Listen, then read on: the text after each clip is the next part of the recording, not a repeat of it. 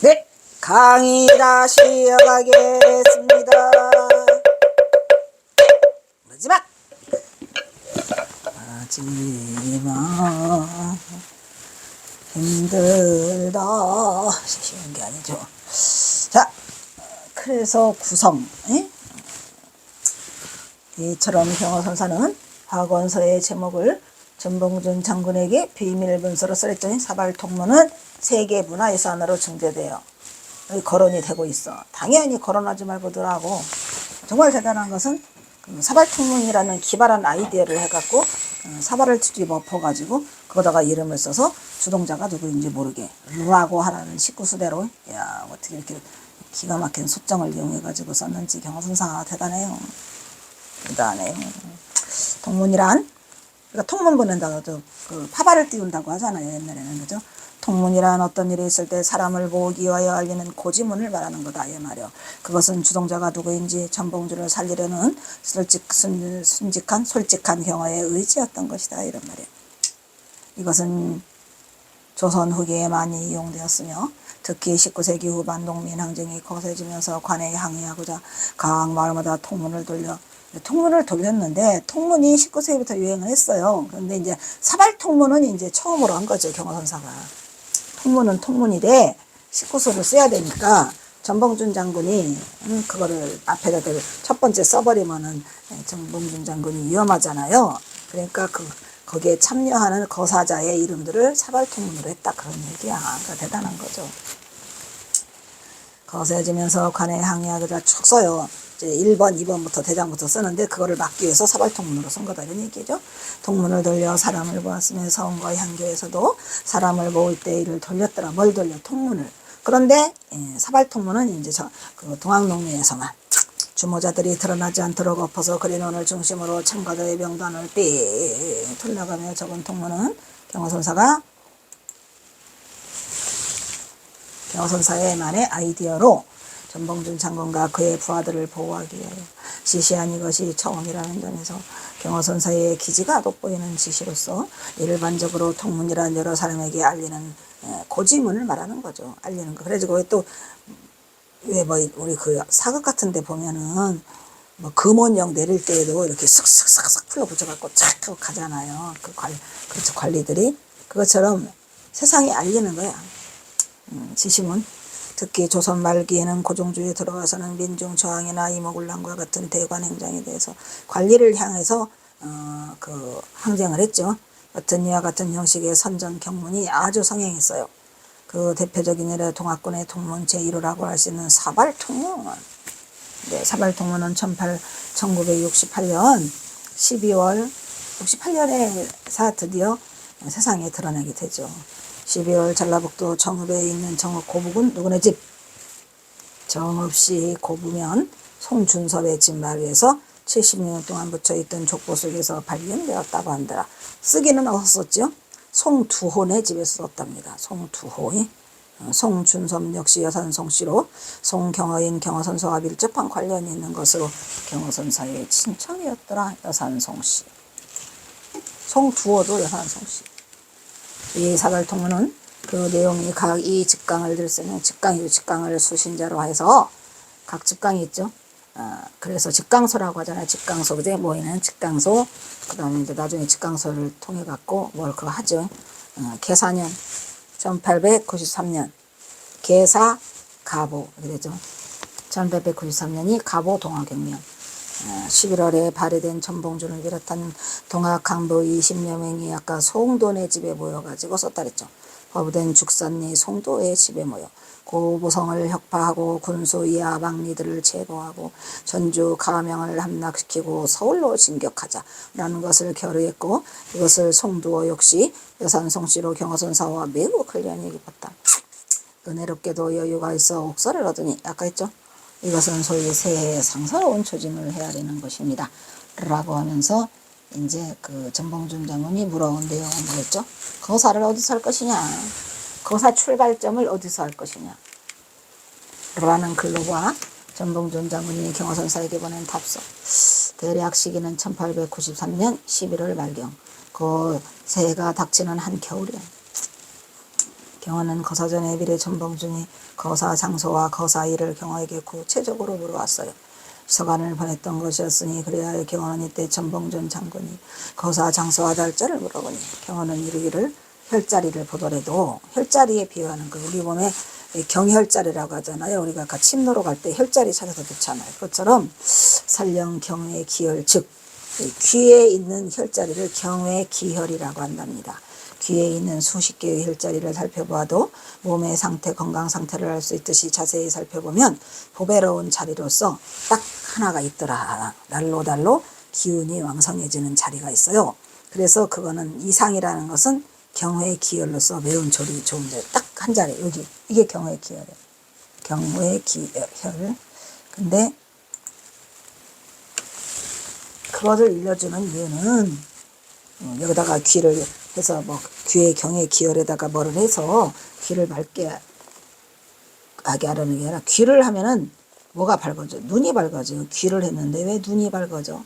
그래서 눈이 밝아진다고 합니다. 그것처럼 우리 몸에 혈자리가 있는 것처럼 우리나라 땅에도 혈자리가 있다. 그게 어디냐? 무한공상이다. 이런 얘기. 어디? 비보진압지지. 라고 곧 몸에도 혈자리가 있듯이 거사를 일으키는 곳에도 혈자리가 있어요. 뭐? 말을 들어야지. 영당자리를 알려주고 있는데 몸을 예로 들어가지고 이상은 혈자리가 경외계열이더라. 귀의 끄트머리에 닿는 머리카락이 난 경계점, 머리카락이 나잖아요. 그 경계점에 있는 것으로 구내염, 치은염, 입안이 갈라지는데 연기에다가 거기다 두면은 혈자리야. 그러니까 이 귀에다가 놨는데 왜 입이 나서 또 귀에다가 놨는데 왜 눈이 밝아져? 참 희한한 일이죠. 그래서 침은 1~2푼 깊이로 뜨고 뜸은 실내지 15장에 뜨더라. 옛날에 처방인데 이제 경호선사는 진짜로 그 자신의 피부병을 고치려고 그러니까 난 놈은 난 놈이에요. 다 하나 나면 다 나요. 그러니까 경호선사가 보통 분이 아니라는 거지. 피부병 고치려다가 그 한의사가 돼요. 박사가 돼요. 의학 박사, 약초 박사, 약초. 그래가지고 다 알아요. 그 혈자리가 바로 무한의 공산이 돼. 하하.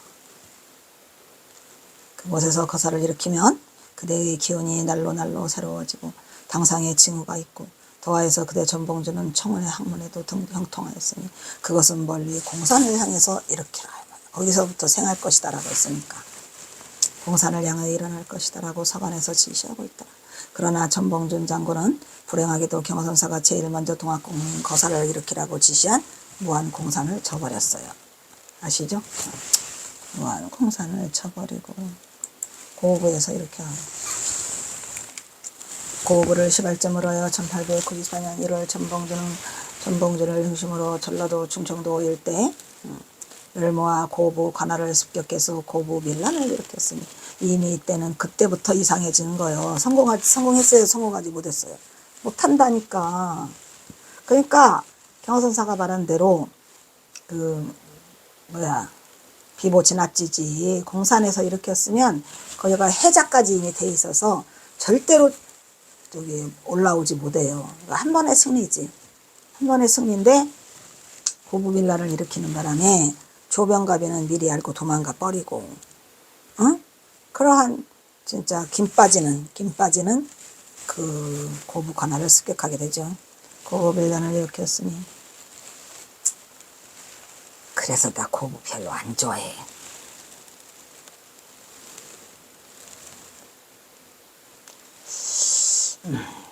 관할을 점령한 전봉준.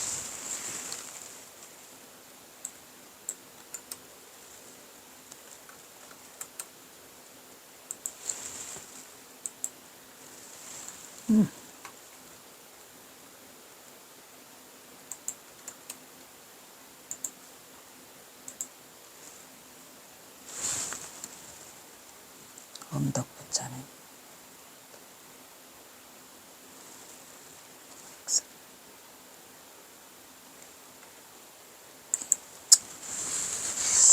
그래서 정부로부터 이렇게 쓰니 관할을 점령한 전봉준은 정부에 대하여 조병갑의 횡포를 시정할 것과 외국 상인의 침투를 금지하라는 등의 요구사항을 제시한 결과 정부로부터 패정을 시작하겠다는 약속을 받고 10여일 만에 해산을 하게 돼요. 그래서 뭐 어디야? 그러나 고부밀란을 조사하는 안핵사 이용태가 터지라래? 고부밀란이 어떻게 됐나라고 조사 나온 안핵사 이용태가 오히려 아주 터지랄 해가지고 밀란 주동자라 해가지고 역적대로 몰아서 혹독하게 탄압하여 동학농민혁명 봉기의 원인을 제공하는 거죠. 그래서 이제 더 이제 불씨를 이제 태워준다 이런 얘기야. 그래가지고 이제 서면 죽산, 서면 백산, 앉으면 죽산을 해가지고 다시 또 시작하죠. 안 되니까 이제 백산에서 또 봉기가 또 일어나요. 그래서 이 동학농민혁명은 어떻게 보면 처음부터 틀렸어요. 그 처음부터 실패를 보잖아요. 조병갑이 잡으려고 했는데 조병갑이는 도망가고 없고, 그래서 이제 겨우 잡은 게 이제 고북관할을 이제 습격해갖고 이제 뭘 탈취하고 화성총을 탈사했지만 일단 나라에서 또 안핵사가 이용태가 와가지고 다 잡아넣어요. 또 반대로 뒤집어 씌우는 거죠. 그래가지고 이게 시작부터가 잘못됐어. 에휴, 나도 몰라. 아주 안타까운 건 제가 이 서간문을 이제 그 해석을 시작하면서 아, 이게 틀렸구나. 첫 단추부터 잘못 끼웠다는 게 이 동학농민혁명 첫 단추가 그 얘기야. 첫 단추를 고부서 끼우라는 게 아니라 무한 공산에서 끼우라고 했는데 그렇게 됐으면은 그 기세를 몰아가지고, 그러니까 말하자면은 그 무한 공산에서 이렇게 하면 100% 승리지. 왜냐? 거기가 이미 성이 만들어져 있고 밑에 해자가 흐르고 있어요. 해자, 물이 흘러요. 물이, 해자가, 해자, 그 성이 다 있어요. 성곽도 있고 해자도 있고. 그리고 또 무엇보다도 비보 진압지지라고 딱 경호사가 알고 있었고, 그리고 또 거기에 응원군 하나가 또 있죠. 배상욱. 그랬는데 그렇게 됐으면은 이제 고부서부터 시작되는 게 아니라 무한 공산부터 올라가면서 파죽지세로 밀어 올려 붙였을 수 있을 그 동학농민이 혁명이 맥 빠진 김 빠진 맥주, 맥이 빠지죠. 그렇게 조병갑이를 잡으려고 했는데 도망가 버리고 오히려 안핵사가 이용태가 내려오고 그러는 바람에 다시 분기탱천에서 그 백산에서 다시 그거를 일으키는데 이게 잘못된 거다 이런 얘기야. 다음에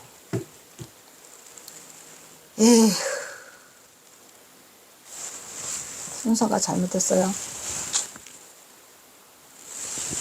고부 농무인 분기로 뜻을 이루지 못한 전봉준은 무장지역의 소나중과 손을 잡고 다시 수천 명의 농민들을 모아서 1894년 3월 21일, 이거는 1월 20일이고요. 최시영의 탄생일을 기하여 나오네. 최시영의 탄생일을 기하여 고부 백산에서 걸기하였더라. 뭐라고? 서면 백산, 앉으면 죽산 이래가면서 장대를 휘둘렀는데 죽창가가 거기서 나온 거죠. 죽창가 나오면 뭐라는 거예요. 어떤 분이 또 카톡에 죽창가 뭐를 해준 분이 있다고 또 뭐 카톡에도 그 초대를 했어요. 근데 나는 그냥 그 지금 무한 저쪽에 막 그 밑에 이야기가 나오나 본데 가슴이 두려워서 안 봐. 싫어. 동학농민이 경호선사를 그거를 전봉준과를 끼워 죽었나 말이건 그냥 사실은 사실이고 하늘을 아무리 가려도 하늘은 하늘이고 그냥 말아라. 다 꼴보기 싫어 이제. 그냥 나는 나고 전봉준은 전봉준이고 경호선사는 경호선사야. 이것들이 경호선사가 누구냐 그러고 덤비면은 안 되지. 서면 백산, 앉으면 죽산. 이 사태를 접한 정부는 장희영이 그 누구죠? 그거 정조가 세운 거잖아. 그 장희영 그 임금 호위부대 장희영이죠. 그게 장희영 등의 군대를 파견하였어. 농민군은 황토제 승리에 의해서 정읍, 흥덕, 고창, 영광, 한평, 장성, 나주, 장성을 두 번 썼냐? 영광, 한평, 장성, 나주, 장성 두 번 썼네. 태인, 부안 등에서 관군을 무찌르고 계속 삼남지방을 휩쓸고 전주성까지 점령을 하게 돼요. 근데 이제 이 순서가 날짜와 이런 게 만약에 무안에서 일으켰으면 좀 늦춰지지 않았을까. 늦춰지면은 이제 저기 일본 놈들이 관중봉을 먼저 차지하기 전에 우리가 날짜가 늦춰지면서 일본 놈들이 먼저 차지했을 때가 우리가 거기 도착하면 되겠거든요. 며칠 상관이야. 근데 그거를 못하고 일본 놈들이 먼저 관중봉을 차지하는 바람에 전봉준 장군은 우금치를 향해 넘을 수밖에 없었고, 우금치는 이미 써있잖아. 소를 금지한다. 소가 절대 넘지 못한다는 그런 전설이 있는, 소가 그 고개는 못 넘는답니다. 살다가 슬픈 이야기죠. 그런 전설을 간직하고 있어서 경호선사가 우금치를 넘으면 안 된다라고 엄청나게 말렸는데 결국은 가요. 죽을라면 먼저 선보다. 힘들어.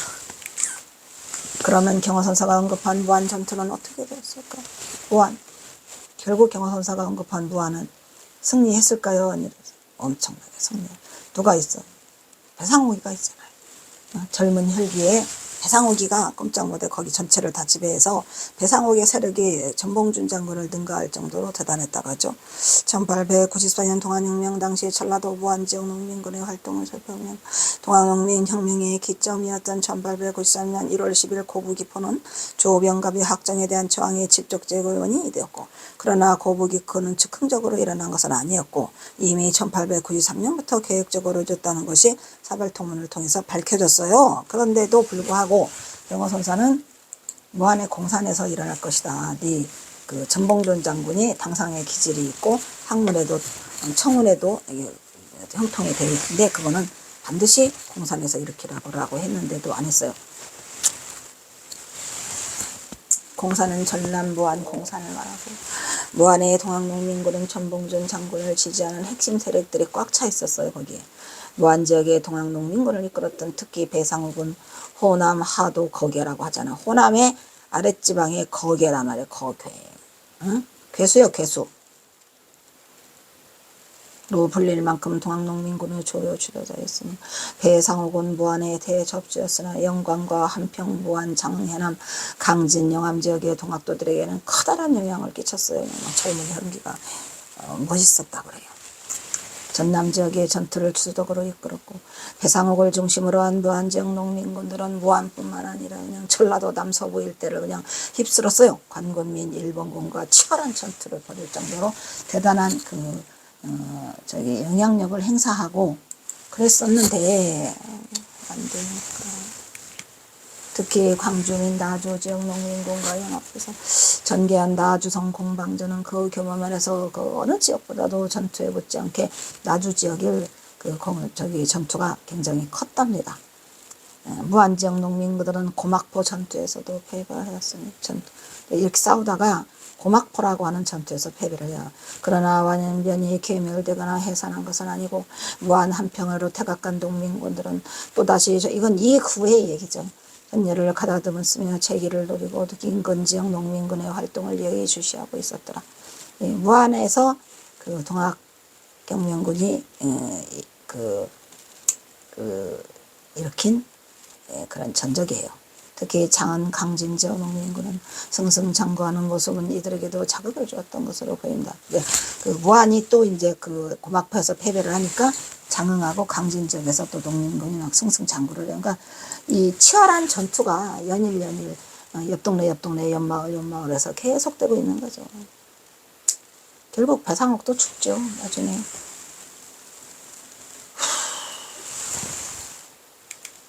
이때 배상옥은 동학 농민군들을 다시 불러 모아 자신의 근거지였던 대원리 일대에 진을 치고 있었지만 12월 8일경 이게 한참 뒤죠.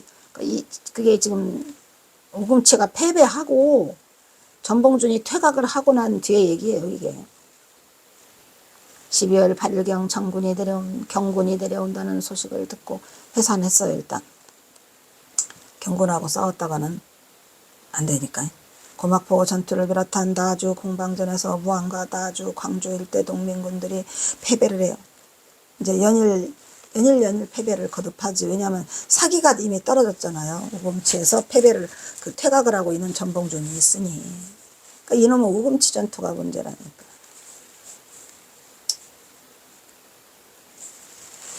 무안으로부터의 공격을 걱정할 필요가 없어지면서 일본군과 광군놈들은 춤추겠지요. 연전 패배를 하니까. 장흥 지역 농민군 진압에 주력할 수도 있었기 때문에. 장흥이 또 꽤 컸어요. 장흥 부용사의 경사가 같다 그랬죠.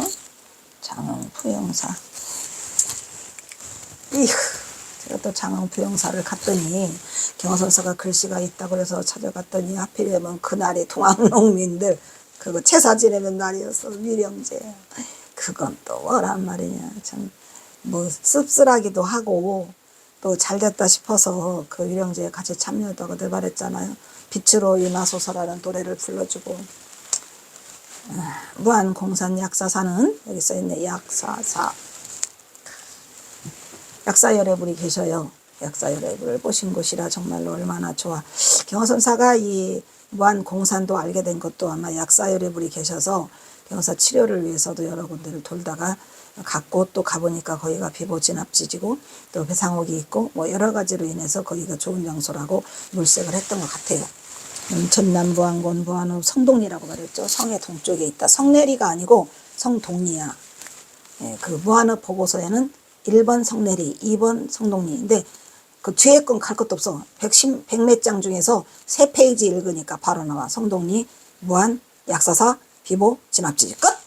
나머지 건 읽을 것도 없었어요. 그냥 3페이지 안에 나와가지고. 어이가 없죠. 슬픈 이야기들. 성동리에 가니까 있어요. 842-9의 이천 고려시대 사찰이에요. 유서 깊은 사찰이죠. 크지는 않아요. 째급 안 하더라고. 이곳은 약사전이 유명해. 왜? 약사열애불을 보셨으니까. 경호선사가 자신의 피부병 치료를 위해 이곳에 들렸다가 이 공산에 이제 거기 가서도 이제 기도를 많이 했겠죠. 경사가 피부병 고치려고 무진장 노력했는데 허사로 돌아갔어요. 예. 그거 공산의 산세가 명당자리로 이곳에서 거사를 일으키면 적합한 곳으로 경호사가 판단되어서 경호는 전봉준에게 이곳을 지목해줬어요. 그런데 말을 듣냐? 안 듣지. 그리고 무엇보다도 이것은 배상옥의 거점으로 일찍이 배상옥을 알고 있었던 경호로서는 이곳의 형국이 딱 거사지로 적지로 딱 맞는 딱딱딱딱 떨어지는 비보 진압지지. 더 이상 더 좋은 장소가 어디 있겠습니까? 진압한다 이런 말이지. 딱이라는 판단이 섰기 때문이다. 특히 이곳은 그 형국이 고양이 형국이라고 합니다. 고양이. 그래서 고양이는 활동을 밤에 하잖아요. 이렇게 웅크리고 있다가 활짝 뛰는 그런 형국이라 그게 비보 진압지지래요. 고양이 형국으로 예로부터 풍수 진압지지, 비보 진압지지라고 알려져 온 명당이더라. 비보. 비밀로 전해려온 풍수 진압지지로 경호선사는 거사 장소를 보러 온 전봉준에게 이곳 동산에서 처음 거사를 일으키기를 한 표를 던졌어요. 왜? 남쪽의 묘종에 던진다 그러고 무안이 어지간히 남쪽이에요. 무안 엄청 멀더라고. 서울에서 5시간 걸려요. 던졌는데 전봉준은 1894년 거사 당일에 이곳 공산을 택하지 않고 고부에서 이렇게 했더라. 근데 무안에서 올라오다가 딱 가운데쯤 지점에 그 비안도가 있어요. 그래서 또 비안도에 들려가지고 또 배를 타고 아까 말했던 가력도항에서 배를 타고 오는데 배를 타봤자 5분밖에 안 타 배는. 그리고 비안도가 둥둥둥둥 보여요. 네, 거기서 경호선사가 이제 맨날 지금은 가력도항이지만 경호선사는 부안, 군산 거기를 이용했죠. 그때는 가력도가 없었고 가력도항은 어디에 있더랬지 아까 말한 새만금 끄트머리. 살다가 이러고 보면 이 경호사 이야기가 오래된 얘기가 아니에요. 진짜. 그래서 공산을 택하지 않고 고부에서 이렇게 했더라. 무안은 동학혁민혁변 2차 봉기 당시 농민군 2천여 명이 참여한 상한권 지역에서 동학농민운동의 중심지였죠. 커요. 무안 지역의 동학농민 참여 후손은 20여 명으로 청계면 청천리, 청계면이 있더라고. 청천리라는 곳에 배상옥 장군이 직강소로 사용했던 그 그 제각이 지금도 남아있어요. 청계면 청천리 배상옥 장국이 이용했던 집강소가 제각이 남아있어요. 오 마이 갓, 그냥 살아있는 생생 드라마야. 이처럼 무한한 동학농민혁명 접전지로서 그 역사적 의미가 깊은 곳이지만 전봉준 장군은 경호선사의 지시대로 이번 무안에서 첫 접전을 일으키지 않았어요. 고부에서 1차 봉기가 일어나고 말았다. 이곳 무안은 2차 봉기 때 치열한 접전지로서 그 활약을 하였는데 누가? 그곳에는 배상옥이 있었기 때문이고 아쉬운 점은 경호선사는 지략가로서 주역과 순자분법 그리고 풍수지리에다 능통했어? 능통했죠. 능통해서 하려는데 안 들었어. 등 모든 것을 통달한 능력자로서 경혈자리를 찾아 일러준 대로 경호선사의 지시대로 무안의 공산에서 일으켰으면 얼마나 좋을까. 전봉준 장군이 따라서 이번 무안 공산에서 횃불을 올렸다면 판세는 달라지지 않았을까. 더 마땅을 치고 아쉬운 일이죠. 특히 무안에서 일으켰잖아요. 그러면 무안의 어디 고부보다 아래에 있으니까 당연히 우금치까지 가는데 지체가 됐겠죠 또. 그래서 3일간의 간격이 있었는데 그 3일 전에 일본 놈들이 관중봉에다가 진을 쳤다고 합니다. 그러니까 관중봉을 누가 먼저 빼앗느냐가 관건이었는데 무안에서 공산을 일으켰으면 좋았을 뻔했는데 어쨌든 일이 달라졌어요. 그래서 모든 것을 운수에 맡기면서 공조 우금치의 전멸을 떠올리며 날짜가 조금씩 당겨졌더라면 하는 가슴 아픈 역사를 접고자 한다. 그리하여 경호선사는 또 하나를 덧붙여 여기다 써냐면 먼저 언급하다면 신하로서 임금님께 아뢰어 한 번씩 우리가 셈을 해보자. 임금님한테 얼마를 충성했는가. 자기 스스로가 짐승처럼 충성을 다했죠. 하라는 것도 아니었는데 전봉준 장군이 했더라 이런 말이야. 세간에서 30년 동안 우리가 챙기질했으나 무슨 소득이 있었어요? 농민으로 있었으나 어떤 일들이 우리가 있었죠? 이거 어떤 일들이 있었던가요는 너나 나나 다 탐관오리 때문에 아버지를 부친을 다 잃었지 않냐. 이런 짐승 같은 일들을 우리가 당했다. 그러니까 너무 그것만 믿지 말아라 하고 답답한 심정과 거사의 정당성을 따지듯 반문하고 있는 거예요. 30년 그거 했고 우리가 신하로서 임금에게 뭐를 했어요? 짐승처럼 견마처럼 우리가 충성을 다했는데 개뿔 남은 건 아무것도 없고 30년 쟁기질했는데 아무것도 없고 그 사이에 우리는 무슨 일을 당했느냐. 이렇게 이제 경서가 조목조목 따지고 있는 거죠. 이것은 그 당시 단 전봉준 장군뿐만 아니라 탐관오리 몇몇을 제한 거듭보의 모든 농민들이 도탕과 학정에 빠졌어요. 이 탐관오리들 때문에 벌벗고 곤지름에 시달리면서 그러니까 학정이 극에 달했을 때야. 학정이 극에 달해서 더 이상 참을 수가 없을 때 밀란이 일어났고 그때 동학농민 혁명이 일어났고 전봉준 장군을 부추기면서 경선사가 일어났던 거죠. 굶주림에 시달리면서 비참한 나날을 지탱하고 있었던 것으로 신하로서 임금님께 아뢰어 임금님께 한번 아뢰봐라. 그 당시에 전봉준 장군이 대원군 밑에서 일을 하게 됐는데 개뿔 대원군은 전봉준 장군을 직접 돌지도 않고 나중에 이제 발을 빼죠. 정권 장악을 위해 전봉준 동학농민이 필요했고 전봉준도 자신이 내세운 보고간민을 보다 빨리 이루기 위해서 대원군을 필요로 한 거죠. 필요악이에요 서로가. 전봉준이 뭐 바보라 괜히 대원군을 했겠습니까? 그거를 이용해서 제법구민을 더 꿈을 키우기 위한 거였고 또 대원군은 또 전봉준을 이용해서 정권을 장악하기 위한 거였고 서로가 필요악으로 같이 필요로 했기 때문에 맞물려서 이게 투합이 된 것 같죠. 그러겠어요 안 그러겠어요.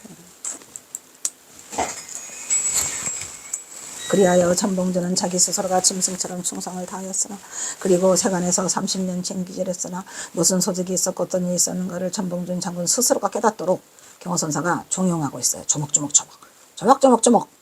그러니까 너무 거기에 빠지지 말아라. 그리하여 거사의 정당성을 스스로가 느끼도록. 그러니까 쉽게 말하면 경호선사가 이 말을 한 이유는 전봉준 때문에 거사를 일으킨 게 아니고 농민들 스스로가 고통에 빠져 있지만 정부가 도와주지 않으니까 우리 스스로가 정당성을 찾아라. 꼭 우리가 대원군 때문에 거사를 일으키는 게 아니다라는 것을 경각심을 불러일으켜주고 정당성을 찾도록 경호선사가 이걸 찝고 있어요. 그래더니 암감의 폐기물을 써버려라. 그게 이유 다 나와. 정당성을 느끼도록 경어는 용기를 북돋우고 있다. 고 지도 속의 무한현. 옛날 지도 속의 무한현은 그것도 옛날에 현이었죠. 우리도 그 우동리가 우주현이었어요. 우주현이 사라졌어요. 또 우주현을 찾자고 하는 하는 그 운동도 일어나고 있더라고. 내내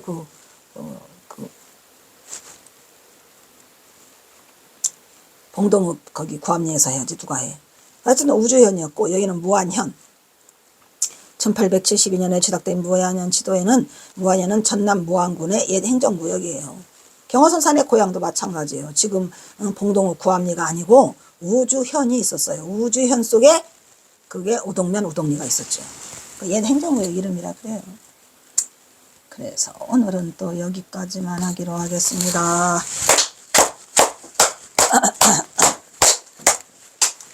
에이구, 다음은 사홍서원이 있겠습니다.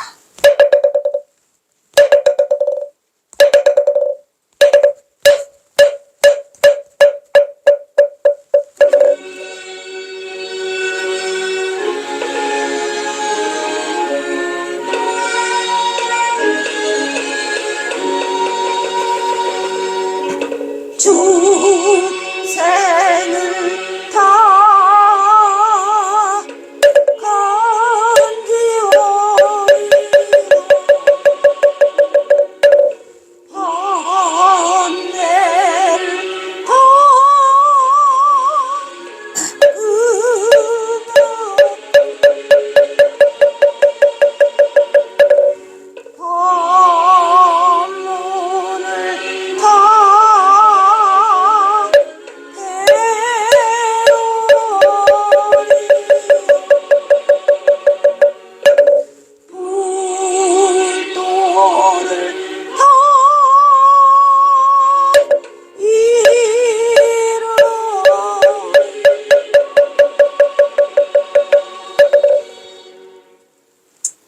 다음은 경어 대선사와 전봉준 장군에게 바치는 옛날 애국가가 있겠습니다.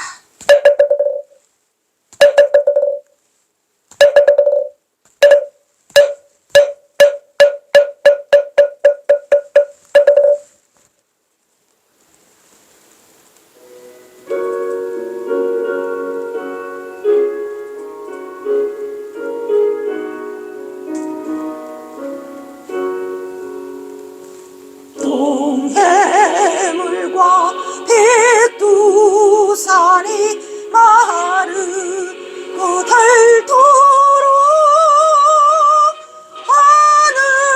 하느님이 보호하사 우리나라 만세.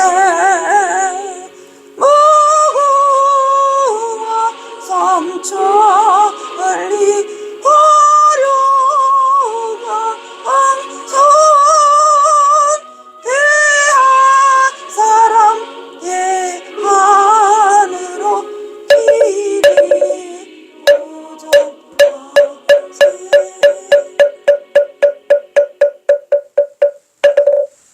다음은 산회가가 있겠습니다.